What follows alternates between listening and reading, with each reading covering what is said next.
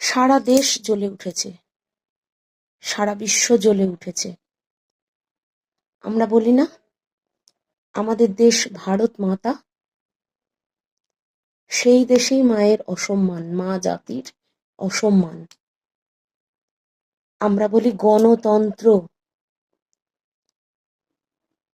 সেই গণতান্ত্রিক দেশেই নারীতন্ত্রের অপমাননা, লাঞ্ছনা, অপমান। আমরা বলি স্বাধীনতা, কিন্তু এখানে তো বাক স্বাধীনতাই নেই। সঠিক কথা, উচিত কথা বলা যায় না। আমরা না মা কালী, মা দুর্গা, অসুর দমনকারী এইসব দেবীদের পুজো করি, তাহলে এত অসুর আসছে কোত্থেকে? সমাজের এই অগ্নিদগ্ধ পরিবেশে অন্য কিছু নিয়ে বলবো, অন্য কিছু নিয়ে ভিডিও করব, এই রকম মানসিকতা আমার নেই। আমি ছোটবেলা থেকেই উচিত কথা বলি, উচিত কাজ করতে ভালোবাসি। আমি পরোয়া করি না, ভয় করি না। সামনে দুর্গাপুজো, আমাদের একটা ইমোশনাল ফেস্টিভ সিজন।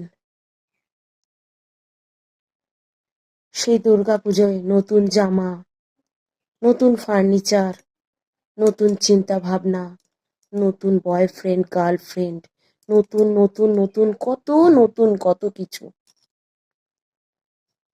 কিন্তু এই দুর্গা পুজোয় কোন দুর্গার পুজো করব? মাটির দুর্গা? দুর্গার তো অকালে বিসর্জন হয়ে গেছে, তার বিচার চলছে। জানি না সঠিক বিচার পাবো, কবে পাবো, কিছুই জানি না। তাহলে আমরা কোন দুর্গার পুজো করব? আমরা কি এতটাই অমানুষ হয়ে গেছি, আমাদের মান হুঁশ কিচ্ছু নেই? কোন দুর্গার পুজো করব? প্রত্যেকে নিজেকে প্রশ্ন করুন। লক্ষ লক্ষ বাঁশ দিয়ে কোটি কোটি টাকা খরচ করে বড় বড় দুর্গাপুজো হয়, থিম হয়। আরে থিম করে কি মানুষের মনোবৃত্তি পাল্টানো যাবে? সমাজের ধর্ষক, তোলাবাজ, গুন্ডা বদমাইশদের থিম করে তাড়ানো যাবে? থিম করে তাদের মনোভাব পাল্টানো যাবে? তার জন্য চাই ঐক্যবদ্ধ প্রতিবাদ, যেটা এখন হচ্ছে, যেটা এখন হচ্ছে। থাক না, একটা বছর ছোট করে হোক না, করোনার সময় যেমন হয়েছিল, ছোট করে পুজো হোক না। এখন তো বিচার চলছে, এটা তোলা থাক। বীরাঙ্গনা যেদিন সঠিক বিচার পাবে, সেদিন আমরা সবাই ধুমধাম করে পুজো করব। পুজোর কোনো সময় হয় না, থাক না। মা দুর্গার অপমান হয়েছে, সেখানে আমরা কি করে পুজো করব? কিছু সমাজে কিছু নির্বিকার মানুষ আছে, সকাল থেকে রাত অবধি খাচ্ছে দাচ্ছে ঘুমোচ্ছে, শুধু নিজেরটুকু। ধুত, ও মেয়ে আমরা চিনি না শুনি না, তো আমাদের বাড়ির নয়, না আমরা আদার ব্যাপারই, ও জাহাজের খোঁজ নিয়ে কি করব? শুধু শুধু সময় নষ্ট, মানসিক দিকটা নষ্ট হয়ে যায়। ধুত ধুত। সমাজে কিছু নির্বিকার মানুষ আছে, সমাজের কোনো কিছুতে তাদের কিচ্ছু এসে যায় না, কিচ্ছু এসে যায় না। আবার কিছু সংখ্যক মানুষ এখন বেরিয়েছে, এখন বাড়ি থেকে বেরিয়ে গেছে, মনে মনে সেই আগুনটা পুষে রেখেছে, সেই প্রতিশোধের আগুনটা, সেই বিচারের দিকে চেয়ে আছে। সামাজিক ব্যাধি হয়েছে, করোনার থেকেও আরো আরো বড়। সেই সামাজিক ব্যাধির নাম ধর্ষণ। ধর্ষণ সামাজিক ব্যাধি হয়েছে। এই ব্যাধিটাকে আমাদের তাড়াতে হবে, তাড়াতে হবে, না হলে আমরা বাঁচতে পারবো না। সমাজের এই অচল অবস্থা দেখে যারা নির্বিকার, তারা মানুষ নামের কলঙ্ক। মানুষ নামে dash dash dash dash dash. এই অবস্থা, মানে এই মারাত্মক ঘটনার পরেও সেই একই ঘটনা বারে বারে ঘটে যাচ্ছে, ঘটে যাচ্ছে। এই রোগ একেবারে ক্যান্সারের থেকেও বেশি মারাত্মক। ক্যান্সার হলে কি হয়, যে জায়গাটায় ক্যান্সার হয়েছে সেই জায়গাটায় রে দিতে হয়, রে, যাতে সম্পূর্ণ শরীরে না ওই রোগটা ছড়িয়ে পড়ে। এটাও তো ক্যান্সারের থেকেও মারাত্মক ব্যাধি, সেই রেটাই এখন দেওয়া হচ্ছে, সেই রেটাই দেওয়া হচ্ছে। কেউ আর ঘুমিয়ে নেই, সবাই জেগে উঠেছে। কিছু মানুষকে বাদ দিলে সমাজের 80% মানুষ জেগে উঠেছে। আর যারা জাগেনি তারা জীবনেও জাগবে না, তারা জেগে জেগে ঘুমিয়ে আছে। কিছু নির্বিকার মানুষ আছে, বলে যে চুপ, চুপ করে থাকাই ভালো, কোথায় কি হয় কিছু না বলাই ভালো। বাবা, যদি আপনার ঘরের মহিলাদের সাথে এই রকমটি হয়, ভগবান না করুক, তখন কি আপনি বা আপনারা এই কথা বলতে পারবেন? আবার কিছু মানুষ আছে, কি বলবো আর জানি না বলাটা ঠিক হচ্ছে কিনা, সোশ্যাল মিডিয়ায় সে রাস্তায় দাঁড়িয়ে নেচেই যাচ্ছে, নেচেই যাচ্ছে, ভিডিও ছেড়েই যাচ্ছে, রান্না করছে, রান্না, বিভিন্ন রান্না, বিভিন্ন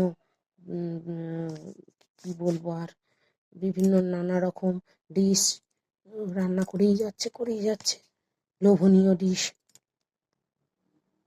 কিন্তু আমার মতে প্রত্যেকের নির্দিষ্ট জোন থেকে বেরিয়ে যদি একটু অন্যরকম কিছু করেন এই সময়টা,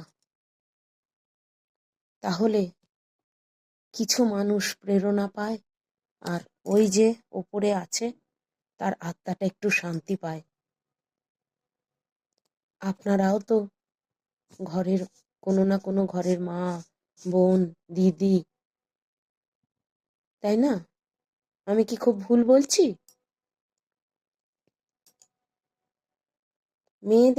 মেয়েরা যত উন্নত হচ্ছে তত যেন তাদের দড়ি পরিয়ে রাখার চেষ্টা করছে। একটা খুব সহজ না মেয়েদের মেরে ফেলা, ধর্ষণ করা, করে খুন।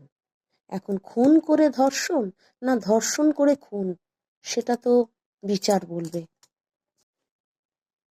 আমরা মায়েরা ভীষণ চিন্তিত আমাদের পরের জেনারেশনের জন্য কিরকম সমাজ রেখে যাচ্ছি, ভীষণ চিন্তিত। ওরা কি পাবে?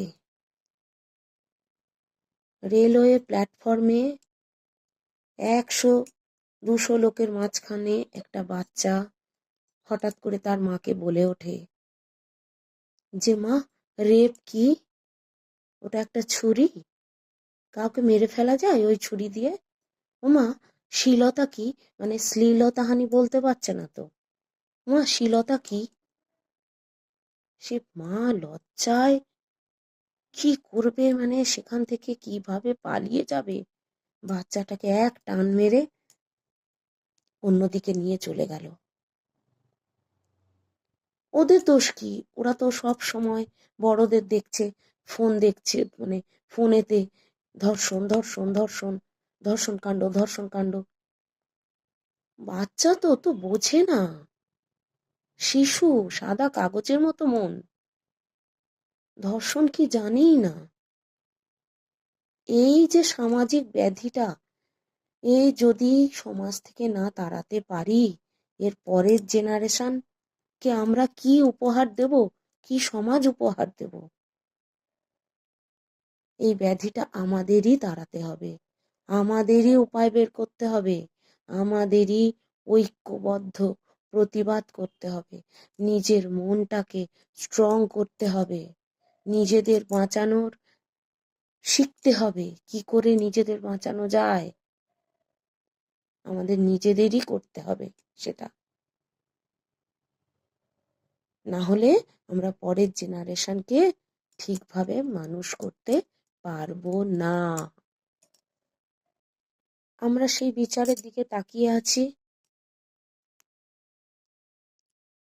মনের মধ্যে সেই আগুনটা নিয়ে আছি, সেই আগুনটা জ্বলুক, সব জায়গায় সঠিক বিচার হোক, সেই কামনা করে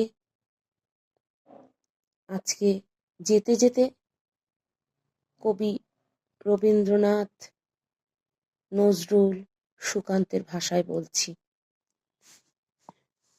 ওরে নবীন, ওরে আমার কাঁচা, ওরে সবুজ, ওরে অবুঝ, আধমরাদের ঘামেরে তুই বাঁচা, কারার ওই লৌহ কপাট ভেঙে ফেল কর রে লোপাট, রক্ত জমাট শিকল পূজার পাষাণ বেদী,